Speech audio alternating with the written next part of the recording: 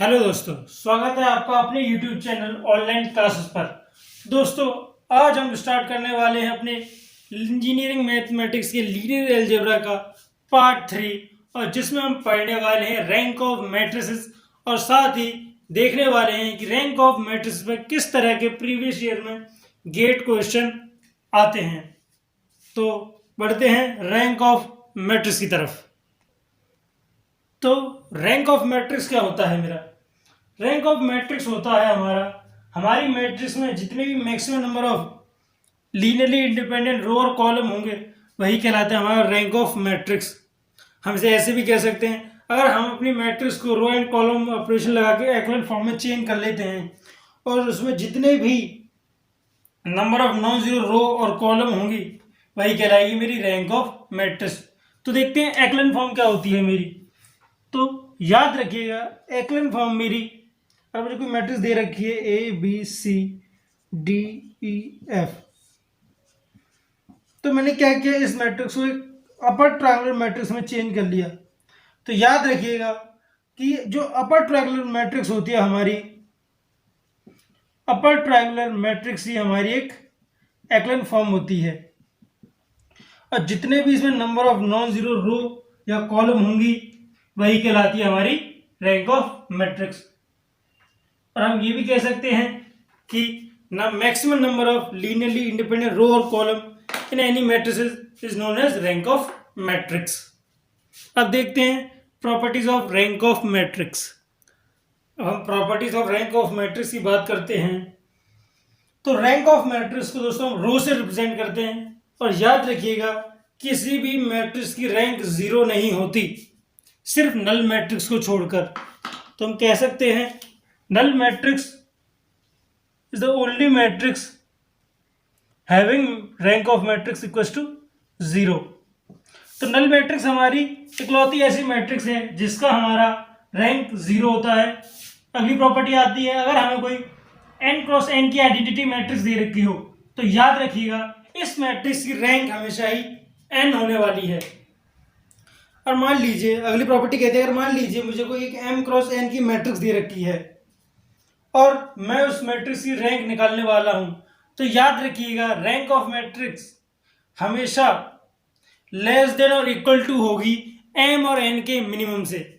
और मान लीजिए मुझे कोई मैट्रिक्स दे रखी है, उसका ऑर्डर है 4 क्रॉस 5, तो इस केस में याद रखिएगा इस मैट्रिक्स की रैंक या तो 4 के बराबर होगी या 4 से छोटी होगी, कभी 4 से रैंक बड़ी नहीं हो सकती जब भी हमें 4 क्रॉस 5 की मैट्रिक्स दे रखी हो।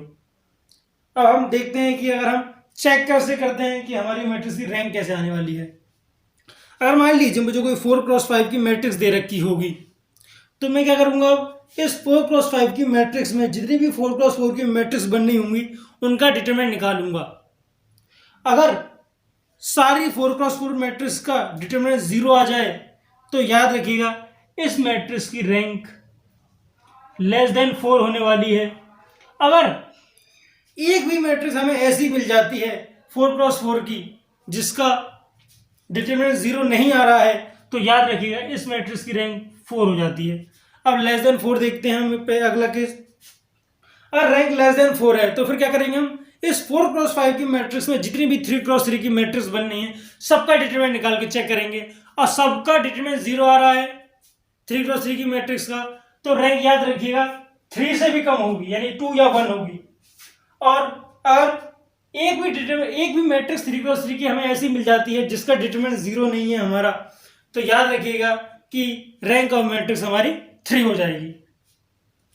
ठीक, तो पहले हम क्या करेंगे, पहले 4 के लिए चेक करेंगे। अब हमारा केस बनता है कि मान लीजिए कि 4 क्रॉस 4 की सारी मैट्रिक्स का डिटरमिनेंट जीरो है, तो उसके बाद हम 3 क्रॉस 3 की मैट्रिक्स करेंगे, और 3 क्रॉस 3 की में भी मैं यहाँ लिख देता हूँ। इसके बाद क्या करेंगे, अगर हमारी रैंक 4 से लेस आ रही है तो हम क्या करने वाले हैं, इसके बाद हम 3 के लिए चेक करेंगे। अगर सारी 3 क्रॉस 3 मैट्रिक्स का डिटरमिनेंट हमारा जीरो आ रहा है तो रैंक लेस देन 3 होगी। और एक भी मैट्रिक्स हमें ऐसी मिल जाती है जिसका डिटरमिनेंट 3 नहीं है और जिसका डिटरमिनेंट जीरो नहीं है, तो रैंक ऑफ मैट्रिक्स हमारी 3 हो जाएगी। फिर ऐसे ही हम 2 के लिए चेक करेंगे, और 2 के बाद फिर 2 भी नहीं होता तो 1 तो होगा ही होगा किसी ना किसी मैट्रिक्स की रैंक। ठीक, अब आइए देखते हैं रैंक ऑफ मैट्रिक्स में आए हुए कुछ गेट क्वेश्चंस। तो आइए दोस्तों देखते हैं गेट क्वेश्चन जो 2015 सिविल ब्रांच में 2 मार्क्स में आया था। और क्वेश्चन में क्या दे रखा था, हमें एक मैट्रिक्स दे रखी थी और पूछा गया था इस मैट्रिक्स की रैंक क्या होगी, और ऑप्शन दे रखे थे 1 2 3 4। तो इस मैट्रिक्स की रैंक क्या है दोस्तों, हम यहाँ से जानते हैं कि इस मैट्रिक्स की रैंक है 3 क्रॉस 4। तो हम जानते हैं कि रैंक जो होती है हमारी लेस देन और equal to m and n होती है। तो हम जानते हैं कि जो रैंक या तो हमारी 3 के इक्वल होने वाली है, 3 से कम होने वाली, तो डी तो हमारा आंसर हो ही नहीं सकता। ठीक, अब देखिए इस क्वेश्चन को हम सॉल्व कैसे करने वाले हैं। देखिए दोस्तों इस क्वेश्चन को सॉल्व करने के 2 तरीके हैं। या तो आप क्या कीजिए, इसमें 3 क्रॉस 3 मैट्रिक्स जितनी मैट्रिक्स बननी है उनका डिटरमिनेंट निकाल के देख लीजिए, और फिर अगर वो दोनों ही रैंक का डिटरमिनेंट 0 आता है तो फिर आप इसमें 2 क्रॉस 2 की मैट्रिक्स हैं उन सबका डिटरमिनेंट चेक कीजिए और उनमें से कोई 0 आ रहा है कि नहीं ये चेक करने के बाद सॉल्व कर लीजिए। या आपके पास एक मेथड है कि आप इसे एक्लन फॉर्म में चेंज कर सकते हैं और सॉल्व कर सकते हैं। तो दोस्तों इस क्वेश्चन को हम एक्लन फॉर्म में चेंज करने वाले हैं। तो एक्लन फॉर्म में चेंज करने के लिए हम इसमें क्या करने वाले हैं, रो ऑपरेशन लगाने वाले हैं। तो रो ऑपरेशन कैसे लगाएंगे, R2 will be equals to R2 minus 2R1 and R4 will be equals to R3 will be equals to R3 minus 4R1। तो ये क्या हो जाएगा 1 0 0 1, यहाँ आएगा हमारा -2 0 2 -2। तो -2 इंटू 2 -4 और यहाँ जाके प्लस हो जाएगा तो ये जाएगा +6 और अगला करें तो ये हो जाएगा हमारा -3, ये 3 रहेगा और ये होने वाला है हमारा 4 2 जाए 8 एंड 1 - 8 9। ठीक है, ठीक है। तो अब दोस्तों ये हमें मिलने वाली है अपनी नई मैट्रिक्स। अब क्या करेंगे हम, अब हमसे एक्लन फॉर्म में चेंज करने के लिए हम क्या करने वाले हैं, इस मैट्रिक्स में से हम 2 और 3 कॉमन ले लेंगे। तो यहाँ बाहर आ जाएगा हमारा 6 और अंदर बचेगा 1 1 0 -2 0, ये हो जाएगा हमारा -1। ये क्या होने वाला है मेरा, ये होगा मेरा -1, ये 1 और ये हो जाएगा 3, ये हो जाएगा हमारा 1 -1 1 और ये 3। फिर हम इसमें एक और ऑपरेशन लगाएंगे, वो होने वाला है हमारा R3 में से हम R3 माइनस R2 कर दें तो हमें नई मैट्रिक्स मिलने वाली है 1 1 0 -2 0 -1 1 1 3 0 0 0 0। तो हम देख सकते हैं हमारे पास ऐसी 2 रो होने वाली हैं जिसका जो नॉन जीरो होंगी, 2 रो ऐसी होंगी जो नॉन जीरो होंगी। तो हम कह सकते हैं हमारी इस मैट्रिक्स की रैंक क्या होने वाली है, इस मैट्रिक्स की रैंक होने वाली है हमारी 2। तो आइए दोस्तों देखते हैं एक और गेट क्वेश्चन जो 2000 सिविल ब्रांच में आया था और क्वेश्चन हमें कुछ स्टेटमेंट दिए गए थे और उनके बेसिस पे हमें ऑप्शन दिए गए थे और पूछा गया था कि कौन सा ऑप्शन ठीक होने वाला है अकॉर्डिंग टू दीज स्टेटमेंट्स। तो आइए देखते हैं क्वेश्चन। तो क्वेश्चन में 2 स्टेटमेंट दे रखे हैं जिसमें पहला स्टेटमेंट है हमारा कि किसी भी मैट्रिक्स में maximum number of linearly independent column vectors of a matrix is called rank of matrix of A. और किसी भी मैट्रिक्स में जितनी भी लीनियरली इंडिपेंडेंट रो हैं या वेक्टर हैं तो उस मैट्रिक्स की रैंक हो जाती है। और फिर दूसरा स्टेटमेंट दे रखा था अगर एक n क्रॉस n की स्क्वायर मैट्रिक्स है और वो नॉन सिंगुलर मैट्रिक्स है अगर उसका रैंक ऑफ ए उसकी n है। और फिर उसके ऊपर ऑप्शन दिए गए थे कि दोनों स्टेटमेंट गलत हैं या दोनों स्टेटमेंट ट्रू हैं, पहला ट्रू है या दूसरा गलत है, या पहला फॉल्स है और दूसरा ट्रू है। तो आइए देखते हैं क्वेश्चन। तो देखिए हमें पता है कि अगर हम रैंक की डेफिनेशन की बात करें तो हमने रैंक की डेफिनेशन ही ये पढ़ी थी कि maximum number of linearly independent column और row of a matrix is called rank of matrix A. तो यहाँ से हम कह सकते हैं कि हमारा स्टेटमेंट 1 तो करेक्ट है कि रैंक की डेफिनेशन यही है। फिर अगला पॉइंट देखते हैं और एक A matrix n cross n की स्क्वायर मैट्रिक्स है और ये नॉन सिंगुलर होगी अगर rank of A equal to n हो जाए। तो दोस्तों रैंक ऑफ ए n कब होने वाली है? और हमने बोला था n क्रॉस n की मैट्रिक्स के लिए रैंक ऑफ मैट्रिक्स या तो n के बराबर होगी या n से छोटी होगी। और हमने ये भी पढ़ा था कि ये n के बराबर कब होगी और n की छोटी कब होगी। ये n के बराबर दोस्तों जब होगी जब इस मैट्रिक्स का हम डिटरमिनेंट निकालें और डिटरमिनेंट इसका नॉट इक्वल टू 0 आ जाए। और ये हमारी मैट्रिक्स लेस देन, इसकी रैंक लेस देन n कब होगी? वो जब होगी जब इस मैट्रिक्स का डिटरमिनेंट 0 आ जाए। और फिर हम उससे छोटे ऑर्डर की मैट्रिक्स देखने वाले थे, तो हम कह सकते हैं ये कौन सा केस हो गया हमारा? ये हो गया हमारा एक नॉन सिंगुलर केस। हम जानते हैं क्योंकि नॉन सिंगुलर मैट्रिक्स का डिटरमिनेंट हमारा 0 नहीं होता है। तो स्टेटमेंट 2 में क्या दे रखा है? अगर एक n क्रॉस n की स्क्वायर मैट्रिक्स दे रखी है और अगर वो नॉन सिंगुलर होगी, इफ यह मैट्रिक्स नॉन सिंगुलर होगी कब? जब rank of matrix A equal to n होगी। और जैसा कि हम यहाँ से देख सकते हैं ये ऑप्शन भी हमारा एक करेक्ट ऑप्शन है, ये स्टेटमेंट भी हमारा करेक्ट स्टेटमेंट है। तो अब देखते हैं कि इन दोनों स्टेटमेंट से कौन सा ऑप्शन हमारा मैच कर रहा है। तो पहला ऑप्शन है both the statement are false, both the statement are true. तो ऑप्शन नंबर बी हमारे करेक्ट आंसर है, क्योंकि हम देख सकते हैं कि दोनों ही स्टेटमेंट हमारे ट्रू हैं। तो आइए दोस्तों देखते हैं एक और गेट क्वेश्चन जो 2015 सिविल ब्रांच में आया था। और क्वेश्चन में कहा गया था अगर हमें एक मैट्रिक्स दे रखी है ए आई जे जिसके एलिमेंट होने वाले हैं और जिसमें आई हमारा ग्रेटर देन 1 है, ग्रेटर देन और इक्वल टू 1 है, और जे हमारा less than equals to n है, और जिसमें हमारा n जो है वो 3 से बड़ा है या 3 के बराबर है। और क्वेश्चन में कहा गया है कि ए आई जे जो एलिमेंट है हमारा वो किसके इक्वल है? आई इंटू जे के इक्वल है।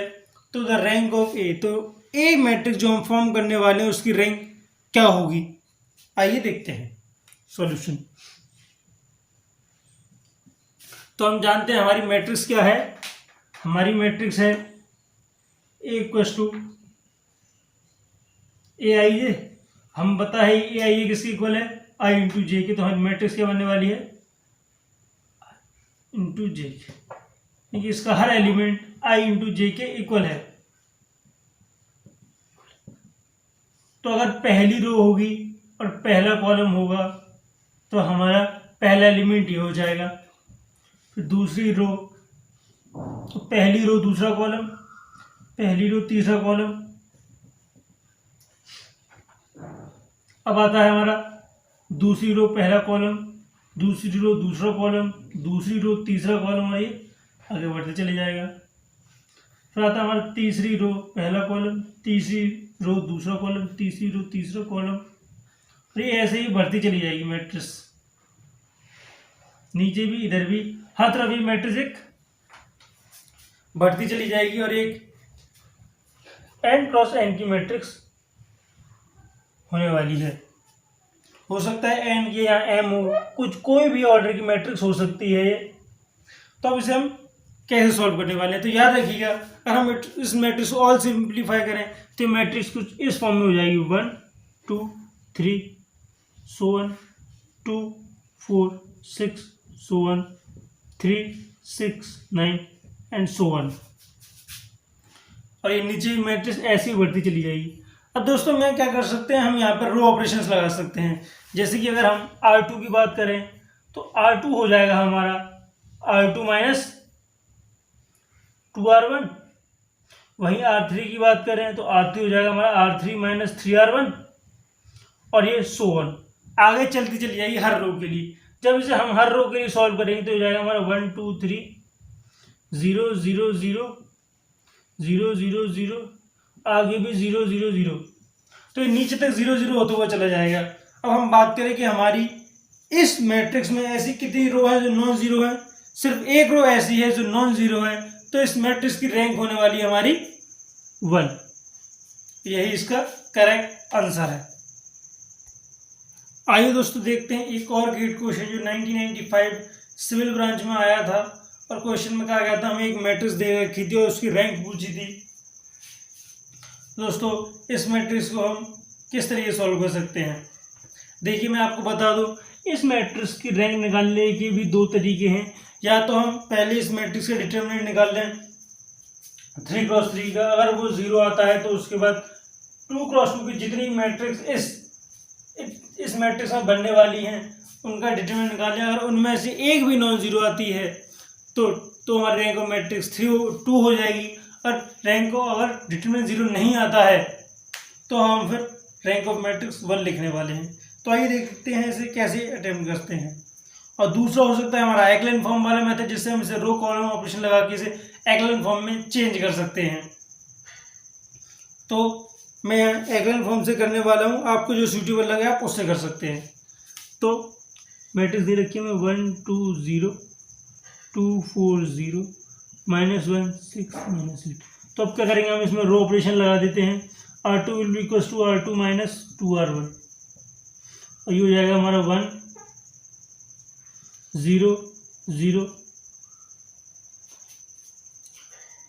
2 0 -1, यह हो जाएगा -1 इंटू 2 +2 6 + 2 8 और यहाँ ये -8। फिर हम इसके बाद क्या कर सकते हैं दोस्तों, हमारी ये दो रो सेम है तो R3 will B R3 minus R3 plus R2, तो 1 2 -1 0 0 8 0 0 -8। तो यहाँ दूसरी 0 जाएगा रो ऑपरेशन के बाद। तो 0 यहाँ से हम देख सकते हैं हमारी दो ऐसी रो मिलेंगी हमें जो नॉन जीरो होंगी। तो हम कह सकते हैं इस मैट्रिक्स की रैंक क्या होने वाली है, इस मैट्रिक्स की रैंक होने वाली है दोस्तों 2। तो ये हमारा एक करेक्ट आंसर है।